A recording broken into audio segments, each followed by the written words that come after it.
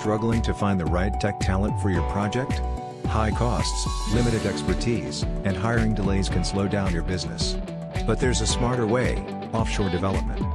Offshore developers offer cost savings, scalability, and access to global talent, helping you build high-quality software efficiently. Here's how to hire offshore developers the right way. White check mark emoji. Step 1. Define your needs. List the required skills, tech stack, and budget. White check mark emoji. Step 2. Choose the right location. Compare regions based on cost, expertise, and time zones. White check mark emoji. Step 3. Find a reliable offshore partner. Check case studies, client reviews, and expertise. White check mark emoji. Step 4.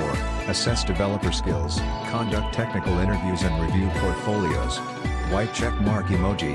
Step 5. Set up an Offshore Development Center, ODC, for long-term collaboration. White check mark emoji. Step 6. Ensure smooth onboarding. Use agile methodologies and clear communication tools. Done right, offshore hiring can boost productivity, reduce costs, and help you scale fast. Want expert offshore developers for your next project? Partner with InfoStride. Visit infostride.com to get started today.